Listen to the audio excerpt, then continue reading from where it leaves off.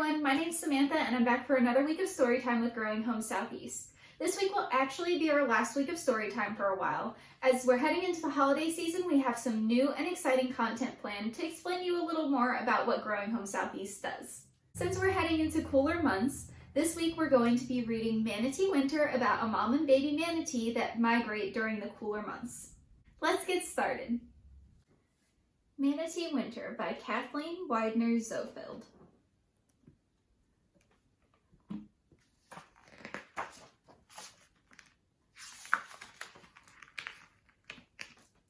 A cold November wind blows, chilling the northwest coast of Florida and stirring up the waters of the Gulf of Mexico.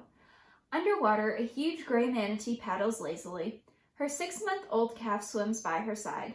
Below them, a tuft of seagrass sways invitingly, and Mother Manatee stops to browse. Little calf nibbles and waits. Mother rises to the surface, and little calf follows. They reach their noses up above the choppy waves to take a breath. Mother is alarmed by the cold air on her nose. Soon the water will be getting colder, too. She must get her calf to warmer waters. No manatee can endure the winter chill of the Gulf. For a calf, the cold is especially dangerous. Mother follows the coastline south for several miles. She and little calf swim steadily until they approach the mouth of a river Mother knows well.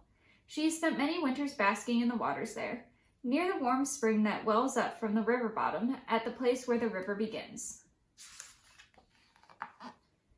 As they turn up the river, little calf nuzzles Mother and squeaks with hunger. She relaxes and lets him nurse and rest. The safety of warm water is not far away now. Then, as Mother dozes, little calf wanders off. He begins to nibble at some water weeds near the riverbank. Suddenly, broom! He hears a sharp roar overhead. A dark shadow darts past. He screams in fear. Mother squeals for him to come to her side, down on the river bottom. Just a little way up the river, the dark form slows and then stops. It is a boat, dropping anchor. All is quiet. Slowly and carefully they swim over to investigate, nuzzling and rubbing the boat with their muzzles. Tap, tap, tap, thump, thump. The boat makes a strange noise. Startled, Mother stops their exploration. She leads little calf away as fast as their big tails can take them. Besides, now even the river water feels chilly. Mother must get her calf to the warm spring. But the river is busy with boats zooming here and there. She leads little calf through the maze of activity.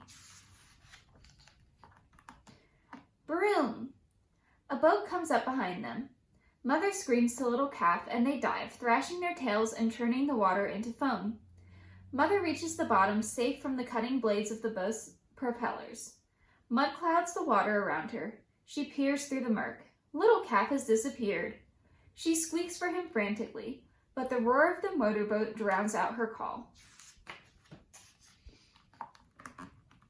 Lost and confused, little calf looks for a place to hide.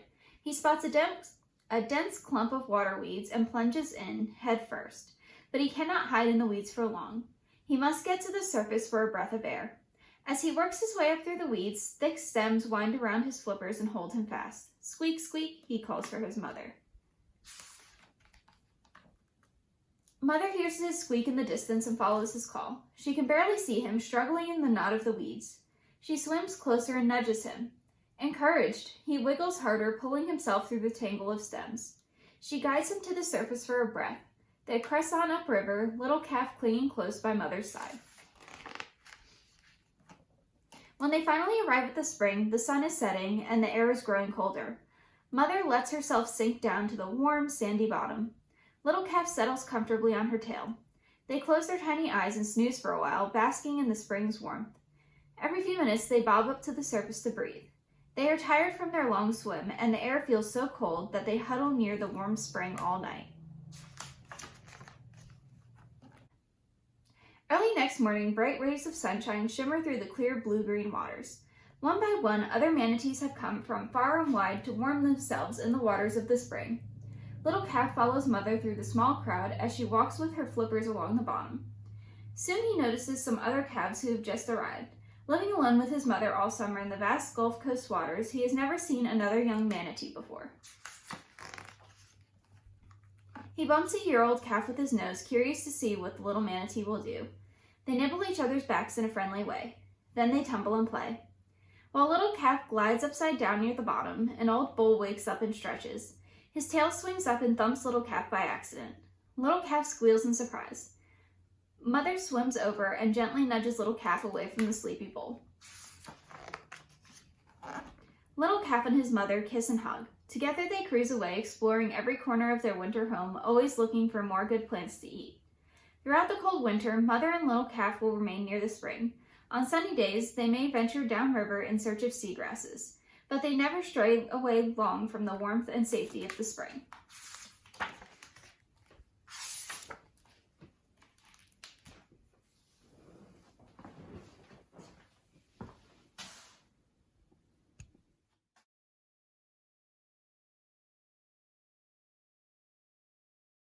What are some of the obstacles that Mom and baby manatee ran into while they were making their trip to the warm spring?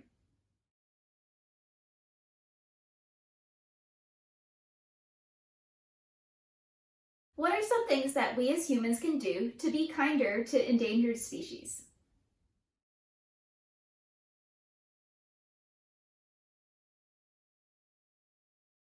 What is one interesting fact about manatees that you learned during this story?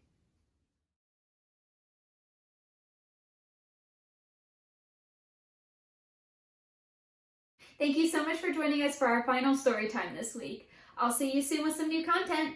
Bye!